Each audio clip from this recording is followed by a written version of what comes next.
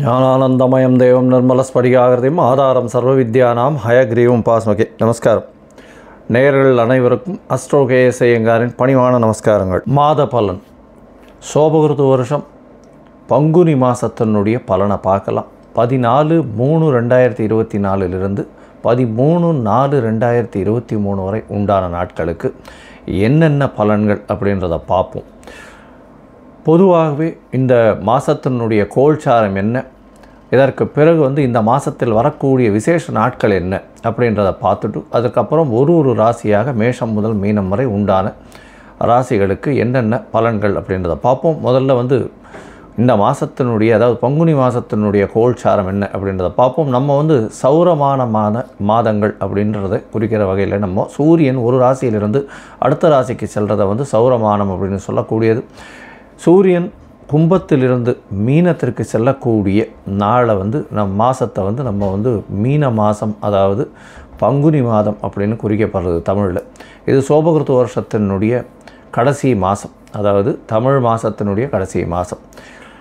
காலபுருஷ தத்துவத்தின் முதல் ராசியான மேஷ ராசியில் குரு பகவானும் 6ஆம் இடம்னு சொல்லக்கூடிய கன்னியில் கேது பகவானும் 11ஆம் இடம் அப்படின்னு சொல்லக்கூடிய கும்பத்தில் சனி, சுக்கிரன் மற்றும் செவ்வாய் 3 கிரகங்கள். சூரிய பகவான் 12ஆம் இடம்னு சொல்லக்கூடிய மீனத்திலும், புத பகவான் நீச்சம் பெற்றும், அது தவிர ராகு பகவான் 12ஆம் இடத்திலும் இருக்கிறது. இந்த மாதத்தினுடைய சிறப்பு. இந்த மாதத்தில் பார்த்தீங்கன்னா 1/4/2024 சுக்கிர பகவான் கும்பத்திலிருந்து மீனத்துக்கு போகிறார்.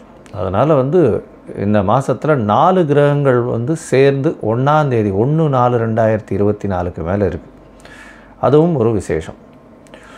இந்த மாதத்தில் பார்த்தேன்னா வரக்கூடிய விசேஷ நாட்கள் அப்படின்னு சொல்லக்கூடியது 14/3/2024 அன்றைக்கி காரடையான் நோன்பு அப்படின்வா மாசியும் பங்குனியும் சேரக்கூடிய நாள். இது எதனால் பிரசித்தி அப்படின்னா, சாவித்ரி தன்னுடைய கணவன் சத்தியவானை அதாவது யமதர்மன் பிரிந்து எடுத்து சென்ற போதிலும் அவரை போய் பிடித்து அவருடைய உயிரை மீட்ட நாளாக கருதப்படுகிறது. அதனால் என்ன அப்படின்னா, இந்த பங்குனியும் மாசியும் பங்குனியும் கூடுற நாளான இன்றைக்கி திருமணமான பெண்கள் எல்லாம் தன்னுடைய கணவன் நல்லபடியாக இருக்கணும், அவருடைய ஆயுஸ் நல்லபடியாக கெட்டியாக இருக்கணும் அப்படின்றதுக்காக பூஜை பண்ணுறதும், விரதம் இருந்து பூஜை பண்ணுறதும், அதை தவிர திருமணம் ஆகாத பெண்கள் நல்ல கணவன் அமையணும் அப்படின்னு பூஜை பண்ணுறதும் இந்த காலகட்டத்தில் நடக்கும். இதை தவிர இந்த மாதம் பார்த்தாலேயானால் பங்குனி உத்திரம் அது ஒரு பெரிய விசேஷம். அதாவது பௌர்ணமி நாள். பங்குனி உத்திரம்ன்றது ஒரு விசேஷ பௌர்ணமி நாள். இந்த பௌர்ணமி நாள் எதனால் ரொம்ப முக்கியம் அப்படின்னா, சிவபெருமான் திருமணத்தை சொல்லக்கூடியது. அதாவது மதுரையில் மீனாட்சி சுந்தரேஸ்வரர் திருக்கல்யாணம், அதை தவிர முருகன் தேவயானி கல்யாணம், அது தவிர இந்திராணி அவர்களுடைய திருமணம், சந்திரன் தன்னுடைய 27 மனைவிகளை 27 நட்சத்திரங்களாக மனைவிகளை திருமணம் செய்து கொண்ட நாள். இதை தவிர இன்றைக்கி திருமணம் அப்படின்றது ரொம்பவும் விசேஷத்தை கொடுக்கக்கூடியது. அது 25/3/2024 வருது பங்குனி உத்திரம். பொதுவாகவே ஜோதிடத்தில் பார்த்தீங்களேனால் பங்குனி உத்திரம் ஒரு பௌர்ணமி அப்படின்றதுனால மிகவும் ஏற்றம் கொடுக்கக்கூடியது. ஏன்னா சூரியன் தன்னுடைய நட்பு வீடான குருவினுடைய வீட்டில் இருக்கார். அது ரொம்பவும் விசேஷமான விஷயம். அது தவிர சந்திர பகவான் சமசப்தமத்தில் போய் உத்திர நட்சத்திரத்தில் இருக்கக்கூடியதும் நல்ல ஒரு ஏற்றம். இதன் மூலியமாக பௌர்ணமி யோகம் அமையும். இந்த காலகட்டத்தில் பிறக்கக்கூடிய குழந்தைகள் எதுவாக இருந்தாலும் ஒரு பெரிய வெற்றியை நோக்கி பயணிக்கும் அப்படின்றது உண்மை. இந்த பங்குனி உத்திர திருவிழாவின் போது பார்த்தாலேயானால் ஸ்ரீரங்கம் ரங்கநாதர், கமலவள்ளி தாயார், நாச்சியார் சேர்த்தி சொல்லுவாள். அது ரொம்ப விசேஷம். அதாவது ரங்கநாதர் சேர்த்தி கொண்டாடுவாள் ஸ்ரீரங்கத்தில். அதனால் ஸ்ரீரங்கம் ரொம்பவுமே ரொம்ப பிரசித்தி பெற்றிருக்கும் இந்த பங்குனி உத்திர திருவிழாவில். இதை தவிர பார்த்தாலேயானால் 8/4/2023 அன்றைக்கி அமாவாசை. அமாவாசைக்கு அடுத்த நாள் சந்திரமானம்னு சொல்லக்கூடிய சந்திரனை பேஸ் பண்ணி மாத பிறப்புகளை கொண்டாடக்கூடிய, அதாவது தெலுங்கு, அதை தவிர கன்னடா, இவாளெலாம் கொண்டாடக்கூடியவர்கள். இவர்கள் அந்த தெலுங்கு வருடப்பிறப்பு வருடப்பிறப்பை வந்து கொண்டாடுறாங்க. அதாவது 9/4/2023 அன்றைக்கி பார்த்தாலேனா தெலுங்கு வருடம் அவளுக்கு யுகாதி பிறக்கிறது. இது ஒரு பெரிய விசேஷம். இந்த மாதத்தில் பார்த்தாலேனால் எந்தெந்த ராசிக்காரர்களுக்கு நல்ல ஏற்றம் இருக்குது, என்னென்ன பிரச்சனைகள் இருக்குது அப்படின்றத பார்ப்போம். அது தவிர இந்த மாதத்தில் மேஷம் முதல் மீனம் வரை 14/3/2024 முதல் 13/4/2024 வரை என்னென்ன பலன்கள் அப்படின்றதையும் பார்ப்போம். என்னுடைய மொபைல் நம்பர் கீழே ஸ்க்ராலிங்கில் போயின்னு இருக்கோம். உங்களுக்கு அஸ்ட்ராலாஜிக்கல் கன்சல்ட் தேவைப்பட்டதுன்னா எனக்கு ஃபோன் பண்ணுங்க. உங்களுக்கு வந்து அப்பாயின்மெண்ட் கொடுங்க. உங்களுடைய date, time, place of birth, name as well as உங்களுடைய பேரண்ட்ஸ் நேம் இது எல்லாத்தையும் நீங்கள் அனுப்பினேனையான உங்களுடைய ஜாதகத்தை கணித்து அதற்கு பிறகு வந்து சந்தி இருக்கான்றதை பார்க்கணும். மெயினாக வந்து பாத சந்தி இருக்கா, நட்சத்திர சந்தி இருக்கா, இல்லைன்னா லக்ன சந்தி இருக்கா, இது எல்லாத்தையும் பார்த்துட்டு உங்களுடைய தசாப்தி அந்தரம் சூக்ஷ்மம் இதெல்லாம் வந்து எப்படி போயின்னு இருக்கு அப்படின்றதையும் பார்த்துட்டு இன்றைய காலகட்டத்தில் இப்பொழுது இருக்கக்கூடிய கோச்சார பிரகாரம் உங்களுக்கு வந்து நல்ல ஏற்றம் கிடைக்குமா, இல்லை பிரச்சனைகள் இருக்கா அப்படின்றதையும் பார்த்துட்டு எளிய பரிகாரங்கள் என்ன செய்யலாம் அப்படின்றத வந்து நான் சொல்கிறேன். சரி, இப்போது மேஷம் முதல் மீனம் வரை 14/3/2024 முதல் 13/4/2024 வரை சோபகிருது வருஷம் பங்குனி மாதத்தின் பலன்களை ஒன்றொன்றா பார்க்கலாம். சிம்மம், மகம், பூரம், உத்திரம் இந்த 3 நட்சத்திரம் 9 பாதங்களை கொண்ட ராசி. ராசியின் அதிபதி அப்படின்னு சொல்லக்கூடியவர் வந்து சூரிய பகவான். ராசிக்கு 8ஆம் இடத்துல போய் மறைந்திருக்கார். இருந்தாலும் தன்னுடைய நட்பு வீடான குருவினுடைய வீட்டில் இருக்கிறது நல்ல விசேஷம். இந்த மாதம் பார்த்தாலேயானால், அதாவது பங்குனி மாதம் சோபகிருது வருஷத்தில் 14/3/2024 13/4/2024 வருடம் உண்டான நாட்களுக்கு பார்க்கும்பொழுது உங்களுடைய சமசப்தமத்தில் சனி பகவான், செவ்வாய் மற்றும் சுக்கிரன் இருக்கிறதுனால எதிர்பாலினத்தவர் மூலியமாக சிறு சிறு தொல்லைகள் வரக்கூடிய வாய்ப்புகள் உண்டு. உங்களுடைய ராசிக்கு நண்பர்கள், நட்பு வட்டாரங்கள் மூலியமாக பிரச்சனைகள் வரும். உடல் நலத்தில் சற்று கேடு விளைவிக்கக்கூடிய காலகட்டமாக இந்த மாதம் அமைகிறது. இந்த மாதத்தில் பார்த்தீங்கன்னா சுக்கிர பகவான் உங்களுடைய ராசிக்கு சமசப்தமத்தில் இருக்கிறது பிரச்சனைகளை கொஞ்சம் அதிகமாக கொடுக்கக்கூடிய காலகட்டமாக இருக்கும். சனி பகவானும் வந்து உங்களுடைய ராசியை பார்க்கறதுனால கண்டிப்பாக உடல் நலத்தில் தொய்வு ஏற்படும்.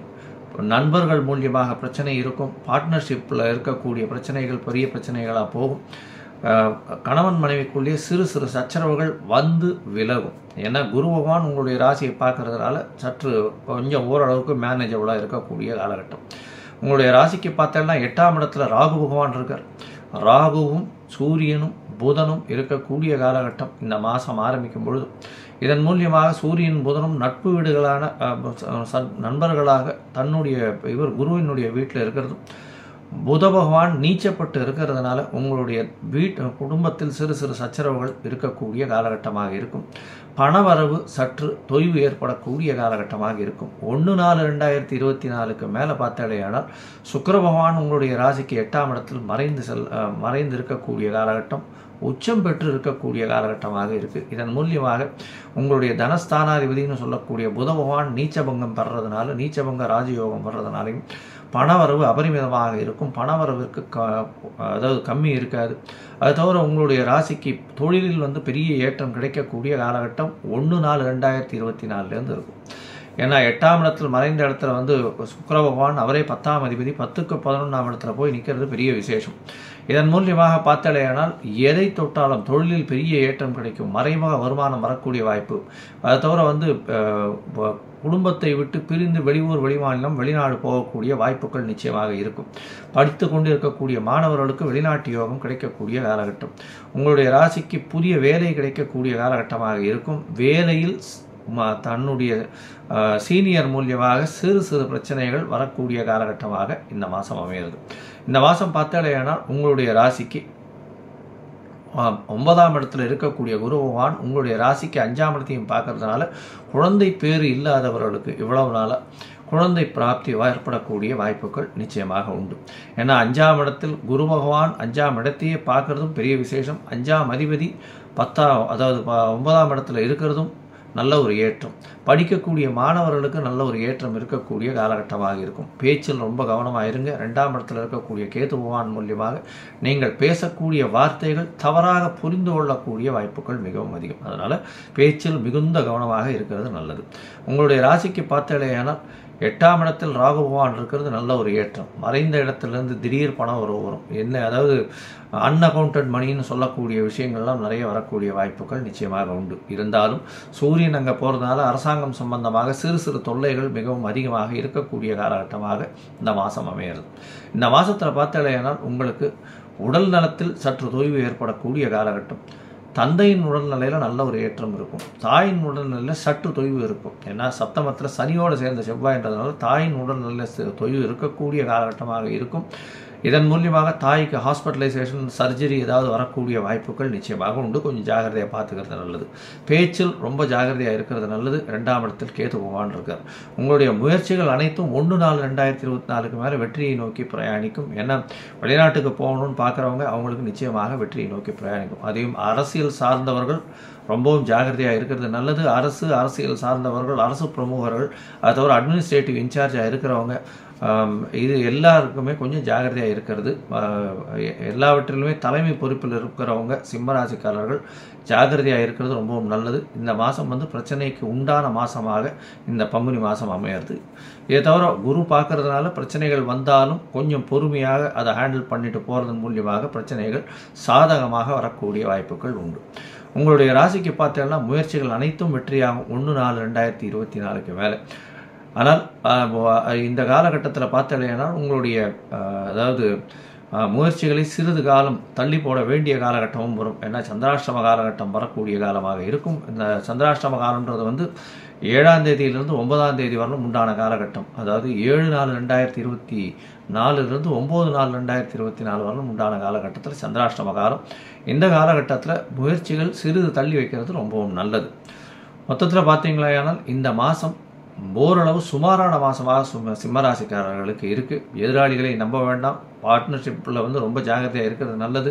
நண்பர்களையும் நம்ப வேண்டாம். ஜாகிரதையாக இருக்கிறது ரொம்பவும் நல்லது அப்படின்றத சொல்கிறோம். இந்த மாதத்தில் நீங்கள் அருகில் இருக்கக்கூடிய இந்த சூரியனார் கோவிலுக்கு போயிட்டு வாங்க. கும்பகோணம் பக்கத்தில் இருக்கக்கூடிய சூரியனார் கோவிலுக்கு போயிட்டு அங்கே கோதுமை தானம் கொடுத்துட்டு வாங்க. அதாவது இது செந்தாமரை பூவில் அர்ச்சனை பண்ணிட்டு வாங்க. உங்களுக்கு ஒரு ஏற்றம் நிச்சயமாக கிடைக்கக்கூடிய காலகட்டமாக இந்த மாதம். லோகா சமஸ்தா சுகினோ பவந்து. நன்றி, நமஸ்காரம். Astro KS Iyengar YouTube channel பார்த்தமைக்கு நன்றிகள். மேலும் இது போன்ற ஆன்மீக ஜோதிஷ தகவல்கள் உங்களை அடைய astro KS Iyengar YouTube channel subscribe செய்யவும், பெல் ஐக்கானை மறக்காமல் அழுத்தவும். நன்றி, வணக்கம்.